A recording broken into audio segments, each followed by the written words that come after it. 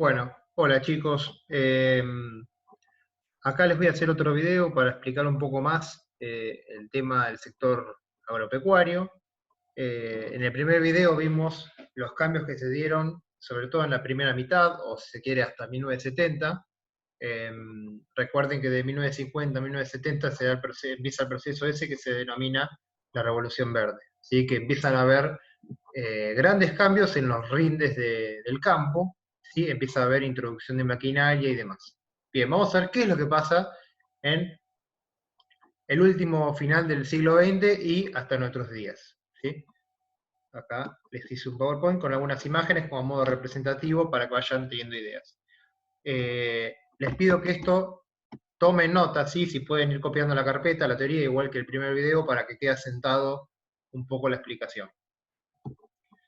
Bueno, vamos a arrancar. Bien, ¿qué es lo que pasa? De la mano de esta revolución verde, y en principio a partir de 1960, empieza a haber un proceso de agriculturización. ¿Qué significa esta agriculturización? Que lo que antes era una estancia mixta, donde había agricultura y ganadería, se empieza eh, a haber una mayor concentración de actividades relacionadas con la agricultura y se empieza a dejar de lado la ganadería. ¿Sí? Se empieza a restar importancia. La ganadería pierde terreno respecto a la agricultura. Por eso es agriculturización. ¿Qué es lo que pasa con esta agriculturización? Cada vez hay mayor cantidad de terreno relacionado con los procesos agrarios. Fíjense que acá pueden ver cómo va evolucionando, ¿sí? Fecha a fecha, a partir de 1960, todas las zonas cultivadas, ¿sí? Cada puntito son 3.000 hectáreas, como dice acá, y son todos los cultivos, ¿sí? Que van año a año, ¿sí? Van a ver en esta zona, ¿sí? Sobre todo la zona pampeana, pero también hacia el noroeste, que empieza a haber una mayor concentración de la zona cultivada. Bien, ¿por qué es esto? Principalmente porque había una gran demanda, ¿sí? De los productos agrarios. Para 1960, piensen que no había gran cantidad de soja, ¿sí? La soja arranca, sobre todo, en la década de los 90, cuando arranca la introducción de la soja genéticamente modificada, ¿sí? Ahora vamos a ver un poquito de eso. Pero bueno, a partir de 1960, con la demanda europea, ¿sí? Empezó a haber un avance en la agricultura, como se puede ver en este gráfico, sobre todo de trigo y maíz, ¿sí? Y se empezó a introducir la soja. La soja, el boom de la soja arranca principalmente en la década del 90. Bien, esto es respecto a la agricultura. Pero ¿qué pasaba con la ganadería? Bueno, como la ganadería tiene un uso muy extensivo del suelo, es decir, que utiliza mucho suelo para pastar y alimentar al ganado, estos suelos no necesitaban para la agricultura. Entonces, ¿qué es lo que se hizo? Como si fueran gallinas, ¿sí? Se hacían grandes galpones o grandes, en un gran galpón, y se concentraban todos los animales, se encerraban, ¿sí? Y se los alimentaba con una mezcla de alimento balanceado y granos. Y ya no estaban pasteando por los territorios, por los campos, sino que estaban concentrados, ¿sí? Entonces engordaban más rápido y utilizaban mucho menos terreno. Todo ese terreno, toda esa superficie me quedaba libre entonces si yo quería hacer actividades agrícolas, ¿sí? Entonces, feedlots fue el nuevo sistema ganadero que se empezó a usar. Intensivo, porque era en un lugar muy pequeño, ¿sí? Y de manera muy fuerte, ¿sí? Feed es de comida, lots de lotes, ¿sí? Entonces se cerraban y se ponían a alimentar para engordarlas rápidamente y poder vender sus carnes, ¿sí? Y demás productos. Bien. En un principio, ¿sí? Hubo lo que se utilizaba era la doble cosecha. La ganadería estaba en los feedlots y se utilizaba la doble cosecha, ¿sí? Se usaba trigo y después soja. Esto lo que permitía es que al usar dos cultivos, ¿sí? Podía permitir un tiempo de regeneramiento, si se quiere. Entonces, como los cultivos necesitan diferentes tipos de nutrientes y tienen diferentes características, entre uno y otro, ¿sí? Yo le daba un determinado tiempo y la rotación esta de cultivos hacía que no se agote tanto la tierra, ¿sí? Obviamente que esto es mucho peor para los suelos que una mitad de año agricultura y mitad de año ganadería, como era la estancia mixta. Pero bueno, el sistema que se empezó a usar, ¿sí? Después, con el avance de la soja, ya directamente no se hacía trigo y soja, sino que empezó a usar soja y soja, ¿sí? En 2 ciclos.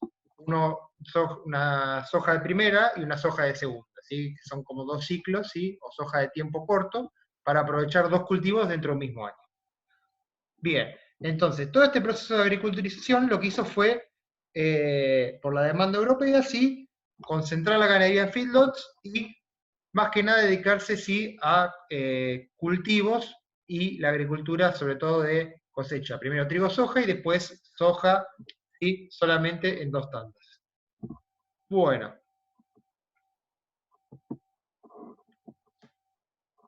¿qué es lo que pasa? Se introduce la soja, ¿sí?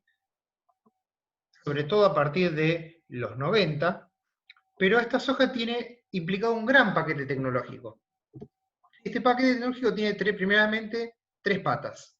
La siembra directa, acá lo pueden ver, es una técnica de cultivo que lo que hace es sembrar directamente sobre los rastrojos, ¿sí? Estos son los rastrojos son los restos de las plantas antiguas.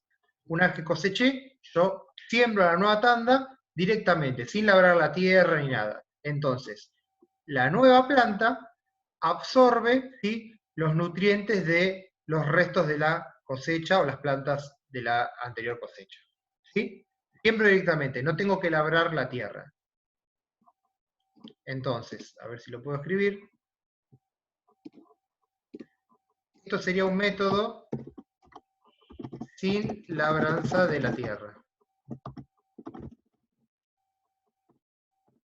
Siembro directamente sobre el rastrojo del cultivo anterior. ¿Sí? Esta es la siembra directa. Bien. ¿Qué es lo que pasaba también? Otra cosa que se empezó a utilizar son los organismos genéticamente modificados o modificados genéticamente, ¿sí? Esta es la sigla. OMG, OGM, puede ser en inglés. Son los llamados transgénicos, ¿sí? En la Revolución Verde habíamos visto que había híbridos. Ahora, esta soja transgénica ya no es una cruza natural, sino que es hecha en laboratorios. ¿Sí? Esta soja transgénica sí se le insertan genes, ¿sí?, de otros animales o otras plantas para que este cultivo tenga ciertas características nuevas, ¿sí? Yo no recuerdo ahora exactamente cuáles genes se le habían insertado, pero creo que había un gen de un lagarto, ¿sí?, que era resistente a las temperaturas altas y demás, que se lo insertaron a la planta, ¿sí?, y la planta empezó a tener estas características. Ahora, estos laboratorios obviamente vendían sus semillas, si no la iban a regalar. Ustedes por ahí escucharon hablar de Monsanto, ¿sí?, que era una de las empresas más grandes que vendía estas semillas. Hoy en día, Monsanto, ¿sí?, ya no se llama así, sino que fue comprada por la empresa Bayer. ¿Sí? La empresa Bayer, la que hace los medicamentos, bueno, compró a la empresa Monsanto. Ahora, este tipo de semillas lo que tiene, obviamente para favorecer estas compañías, es que no se reproducen, ¿sí?, de manera natural. Una vez que yo cultivé, tengo que volver a sembrar la semilla, ¿sí? No es que se reproduce y vuelve a crecer la planta. Una vez que yo coseché, tengo que volver a tener las semillas para poder tener una nueva cosecha.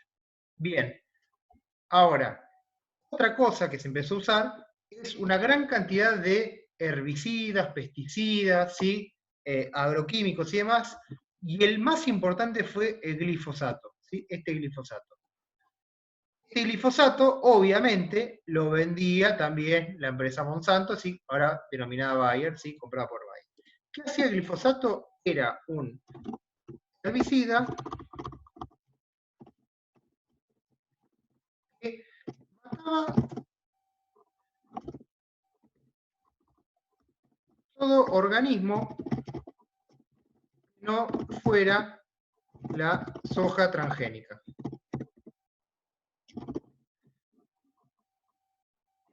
Este glifosato lo que hacía era permitir que crezca la soja, porque estaba genéticamente modificada, entonces resistía este potente químico, ¿sí? Pero todas las demás plagas y plantas, ¿sí?, que podían crecer como malezas alrededor, las aniquilaba. Entonces, solamente permitía que crezca esta semilla modificada genéticamente, ¿sí? Entonces, este fue el famoso paquete tecnológico que hubo, ¿sí?, cuando se introdujo la soja. Bien, una de las cosas que se modificaron a partir de la soja es las personas que estaban involucradas con el sector agrícola. Empezaron a haber nuevos actores sociales. Y yo acá les puse algunos. Tenemos por un lado pool de siembra, contratistas y agrobusiness.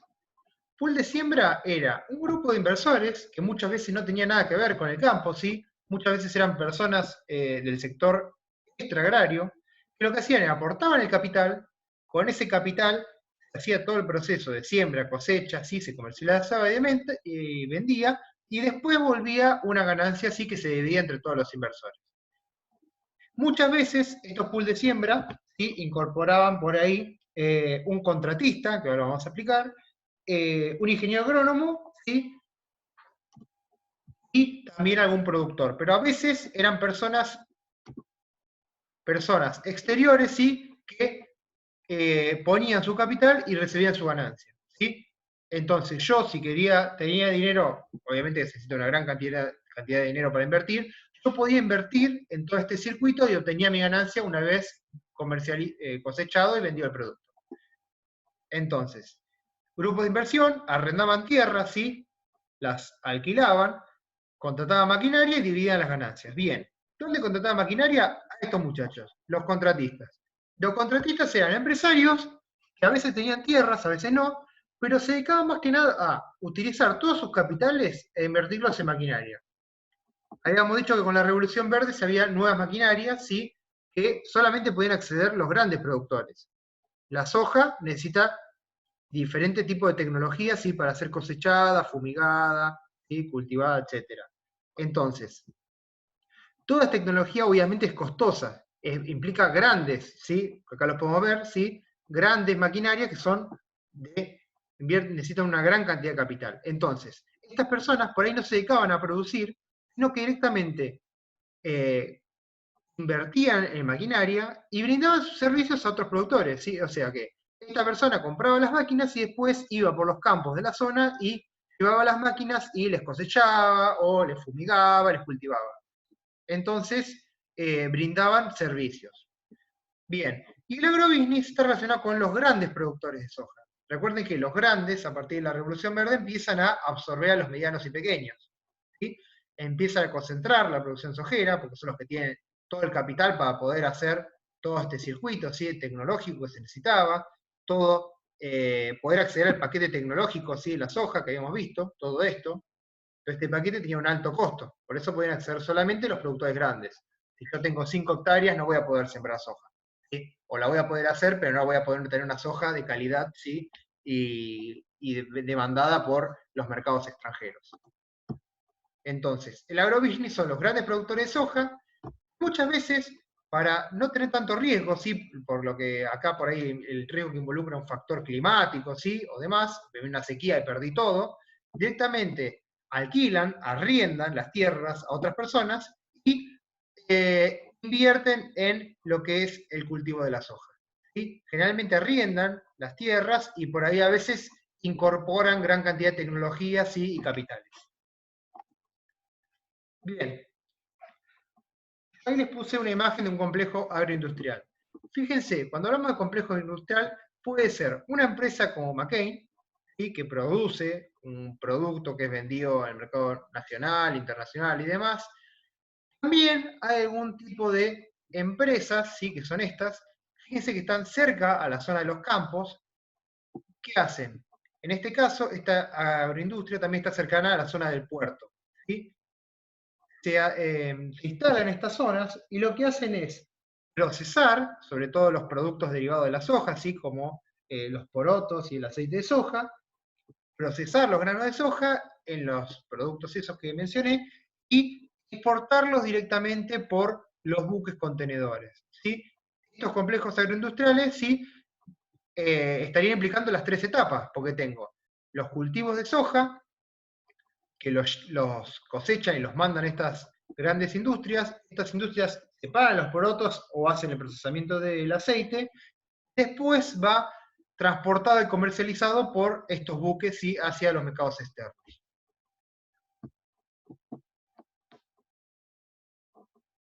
Bien, ¿qué es lo que pasó con la soja? La soja en sí ya estaba desde la década del 60-70. A partir de 1996 empieza a estar la soja genéticamente modificada, ¿sí? La soja transgénica, que llamamos la soja de laboratorio. Esta soja, obviamente, al estar con ese paquete tecnológico, lo que hace es que empieza a haber un boom de la soja. Fíjense, acá tienen el mapa, fíjense que hasta antes del 90, hasta el 80 no había muy poquito, hasta el 90 un poquito más. Fíjense cómo creció a partir del 90 en adelante. Hizo el 96, arranca la soja transgénica. Fíjense, esto casi duplica lo que había anteriormente. Ahora, esa soja transgénica lo que hizo fue aprovechaba más que nada los suelos pampeanos, que eran los que tenían mejores condiciones de suelo, ¿sí? O condiciones edáficas, ¿sí? Y los mejores climas. Entonces, en esa zona yo podía cultivar soja. Fíjense acá, actualmente, la gran cantidad de zonas con cultivo de soja. Ahora, ¿qué hicieron? Sobre todo los productores del NOA y del NEA, al ver el modelo este pampeano, quisieron adoptarlo. Aunque sus suelos, ¿sí? No son iguales y sus condiciones climáticas no son iguales a la zona pampeana. Todos sabemos que, ustedes vieron en historia, en geografía, ¿sí? Que el modelo agroexportador estaba principalmente en la zona pampeana y que las demás zonas estaban perjudicadas por los factores climáticos y los diferentes tipos de suelo que no eran de la misma característica de la pampeana. Entonces, estas zonas, el NOA y el NEA, quieren tratar de imitar el modelo pampeano. ¿Sí? Los cultivos pampeanos, principalmente soja, avanzan, ¿sí? Hacia zonas que eran extrapampeanas. Fíjense cómo acá la soja estaba en el norte de Buenos Aires, con la zona pampeana, ¿sí? Norte de Buenos Aires, sur de Córdoba y sur de Santa Fe. Fíjense cómo empieza a haber producción de soja en regiones que ya no son pampeanas, ¿sí? Tanto en el NOA como en el NEA. Al aplicar este modelo, ¿sí? Lo que hicieron fue aplicar un modelo que era propio de la pampeana a zonas que no tenían las mismas características de la pampeana. Fíjense acá, tienen características de suelo, así como están clasificados. Y esto es muy técnico, pero para que tengan una idea. Fíjense, los suelos estos verdes son molisoles. Estos son los típicos suelos pampeanos, los suelos negros, ¿sí? Muy fértiles, que yo tiro una semilla y crece enseguida. Por eso es que tienen gran cantidad de nutrientes y puedo cosechar muy rápidamente. Fíjense los suelos, ¿sí? Que no son los mismos en otras zonas del NOA y del NEA. Fíjense que tengo alfisoles, ¿sí? Aridisoles, estos insectisoles, no tienen las mismas características, ¿sí? No son igual de fértiles que los suelos pampeanos. Entonces, cuando llevo el modelo pampeano a zonas como el NOA y el NEA, no van a tener la misma rendimiento, ¿sí? O las mismas características de la producción que la zona pampeana. Fíjense que acá tienen cómo va aumentando, ¿sí? Los rendimientos. Fíjense que estas zonas claritas lo que simbolizan es que todavía no estaba la soja modificada genéticamente. Fíjense cómo se van volviendo oscuras con el paso del tiempo. Simbolizan que esta soja modificada tenía un mayor rendimiento, ¿sí? Crecía con una mejor calidad y demás, pero obviamente necesitaba el paquete tecnológico. Fíjense que, si bien hay algunas zonas azules acá, la mayoría de las zonas que están fuera de la zona pampeana no tienen el mismo color de rendimiento que la zona pampeana. El fuerte de la soja argentina está acá. ¿Sí? Es más, por acá está el río Paraná, por acá en la zona de Santa Fe, yo tengo un montón de puertos, ¿sí? Que están esos complejos agroindustriales que vimos en la imagen anterior. ¿Por qué se empezó a ver todo este proceso? Principalmente por la demanda internacional, y sobre todo China. A partir de los 90, sí, acuérdense que habíamos visto la globalización, que China arranca a necesitar materia prima a lo largo de todo el mundo, empieza a haber una demanda importante de China, ¿sí? Y de otros mercados, ¿sí? De la soja, poroto de soja y aceite de soja Argentina y de otras partes del mundo. Entonces, a partir de los 90 es el boom de la soja en Argentina. Eh, Siempre teniendo en cuenta, sí, que está afectada la zona pampeana, el NOA y el NEA, pero con las características que dijimos recién. No es lo mismo sembrar soja en Salta y Jujuy que en el medio de la pampa húmeda, donde los suelos son mucho mejores y los climas templados favorecen, obviamente, este cultivo. Obviamente, también, al empezar a cultivar estos cultivos pampeanos, se empezaron a dejar de lado los cultivos tradicionales de las zonas extrapampeanas. El noroeste de Argentina siempre se caracterizó por cultivos de algodón, caña de azúcar y demás. Bueno, todos esos cultivos fueron dejados de lado, ¿sí? Se dejó de cosechar esas cosas y se empezó a cultivar soja, obviamente, por la demanda internacional. Acuérdense que los precios internacionales de todas las materias primas, obviamente que dependen de la oferta y la demanda. Si hay una demanda muy importante, obviamente los precios van a ir en alza. A partir de la segunda mitad de la década del 2000, sobre todo 2005 hasta 2015, si se quiere, hubo un aumento importante, ¿sí?, del precio de la soja, y por eso también en los últimos 20 años es que aumentó tanto la superficie sembrada con soja. Bueno, espero que les haya sido útil, ¿sí?, para la realización de la tarea. Después, más adelante, vamos a seguir viendo un poco más en específico el tema de la soja. Pero bueno, para hacer una introducción al tema, ¿sí?, y que puedan entender un poquito más.